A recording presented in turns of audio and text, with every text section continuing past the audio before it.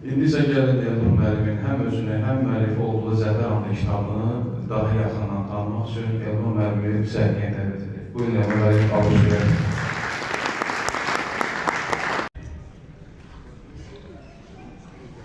Zəfər adlı kitabı bizim haqq savaşımızın, namus qeyrət davamızın carçısı olur. Ben bu kitabı qələm alanda digər kitablarıma fərqli olaraq başqa bir duyğular içindəyim. Çünki bu kitabı yazmaq mənə kifayət qədər çətin idi. Həm çətin, həm məsuliyyətli və bir o qədər də qürur verici. Ona görə çətin idi ki, mənfur düşmənlərimizin 30 ilə yaxın bir müddət ərzində etməyə çalışdıqlarını cəmi 44 günə layiqli cavab verdi ordumuz. Və bu qəhrəman insanların keçdiyi yolun, ilə müharibənin ilk günündən son gününə qədər, ilk təmas səhvindən Şuşa zirvəsinə qədər keçdiyi zəfər yolunu, onların qəhrəmanlıq sərnaməsini cəmsi 250 səhifəli bir kitaba sızdırmalıydı. Məsuliyyəti tərəf ondan ibarət idi ki, cərəyan edən bütün hadisələr, döyüş əməliyyatları, bunlar hamısı dəqiq, qərəzsiz, mümkün qədər haqqa girmədən və ən vacibi də məhdudçilik rejimə tam ciddiyyət üzrə rəayət etmək şərti ilə oxucuların nəzərinə çatdırılmalıydı. Və təbii ki, qürur verici tərəfdə ondan ibarətdir ki, bu müharibədə əvəzsiz və danılmaz xidməti olan şahinlərimizin haqqında yazılan ilk kitabın müəllifi mən oldum və bu Zəfər adlı əsər oldu. Əziz şagirdlər, bugün xüsusən də müharibə dövründən sonraki illərdə artıq dilimizə əzbər olan sözlər var. Qəhrəmanlıq, şücaət, cəsarət, cəsurluq kimi. Mən tam səmimiyyətimlə sizə deyim ki, kitabın ərsəyə gəlməsində qəhrəmanlarımızla həm söhbət oldu. Onlar öz xatirələrini mənə bölüşdülər, təşəkkür edirəm yenə də. Və mən gördüm ki, onlar haqqında deyilən bu kəlmələrin heç biri nə şişirdilmiş gəlmədi, nə də mübaliğədir. Biraz aşıya çıxmaq istəyirəm. Ümumiyyətlə, bugün televiziya kanallarında, sosial şəbəkələrdə, mətbuatda, elə Zəfər adlı kitabında da olan bəzi müharibə mövzuları var ki, yəqin ki, bunlar biraz siz şagirdlərin yaş həddinin üzərində olan bir mövzulardır. Amma onu da unutmayaq ki, coğrafiya, mühit çox önəmli faktordur. Bugün bu coğrafiyada, bu xalqın içində yetişən övladlar bu qəhrəmanların hekayələri ilə böyüməlidirlər. Sizin vətənpərvər bir şəxs kimi formalaşmasında bu mövzuların rolu, əhəmiyyəti böyükdür. Bəsit bir misal çəkəcəm sizə. 44 günlük müharibədə ermənilər bir dəfə olsun helikopter döyüşləri etməmişdilər. Bilirsiniz ki, bizim şahinlərimiz bugün hamısı peşəkar helikopter pilotlardır. Mən o səbəbdən diqqəti bura çəkmək istədim. Bunun isə səbəbi məlum idi. Bugün dünyanın bütün ordularında, o cümlədən Azərbaycan Silahlı Qüvvələrində, dırnaqarası Ermənistan ordusunda da fəaliyyət göstərən bütün hava cümlə müdafiə vasitələri ən son texnologiyanı və dəqiq hədəf məhv etmə qabiliyyətinə malik avadanlıqlardır. Bu səbəbdən də xüsusən də helikopterlərin fəaliyyəti dünya müharibələrində minimuma indirilir və yaxud da qorxaq erməni ordusu kimi ümumiyyətlə istifadə olunur. Ancaq gördüyünüz bu qəhrəmanlar müharibənin ilk günündən son gününə qədər gecə gündüz demədən fasiləsiz şəkildə öz döyüş fəaliyyətlərini yenitiriblər. Hətta mən sizə deyim ki, illik uçuş restoranının üzərində bir iş görürlər. Bunun isə səbəbi açıqdır. Təcrübə, yüksək peşəkarlıq, cəsurluq və təbii ki, vətənpərvərlik.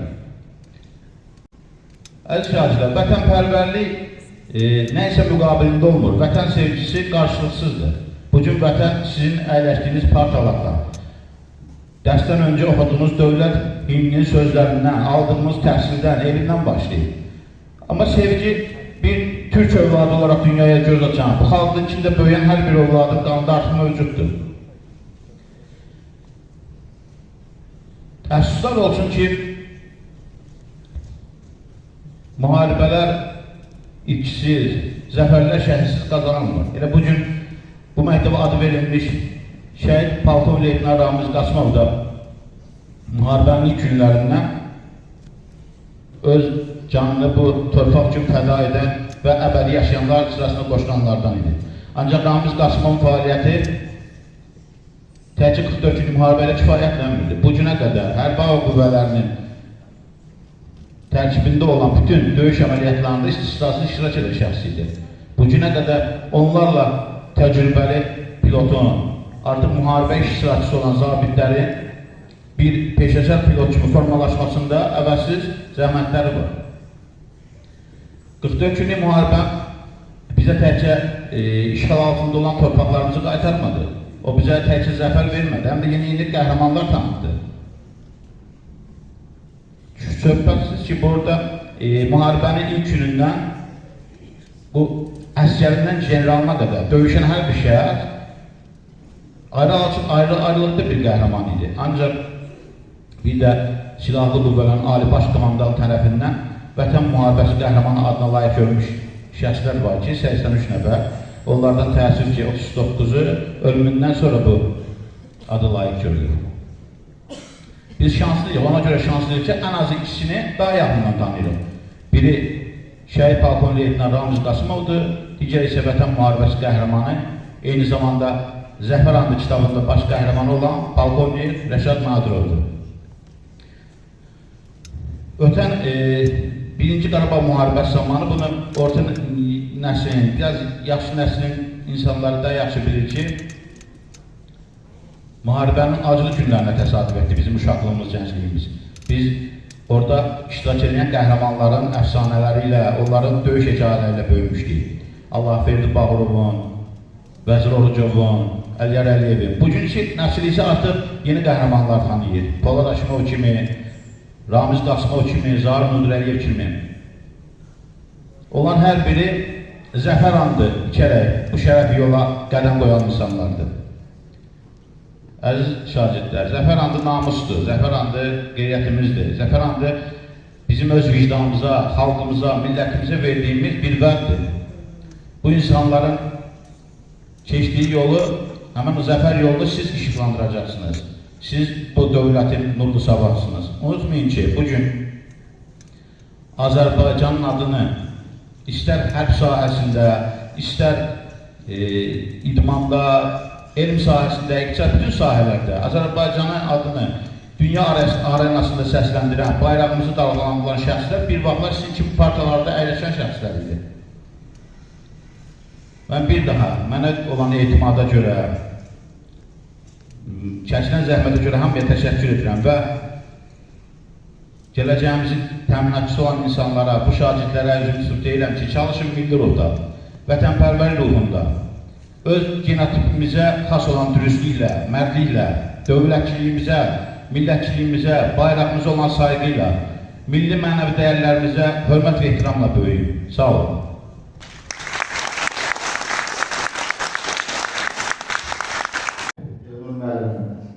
Çox sağ olun. Ümumiyyətlə 843 nömrəli hərbi hissənin və hərbi hava qüvvələrinin fəaliyyətlərini işıqlandırdığınıza görə sizə öz təşəkkürümüzü bildiririk və hərbi hissənin komandiri Vətən Müharibəsi qəhrəmanı Polkovnik Rəşad Nadirovdan sizə fəxri fərman.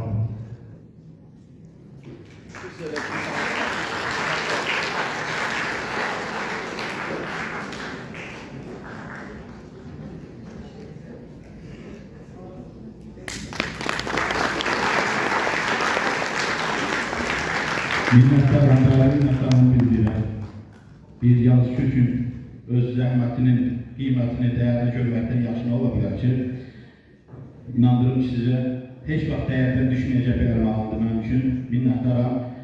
Polkovnik Nadirova da sizlərə də dərin təşəkkür bildirirəm. Sağ olun.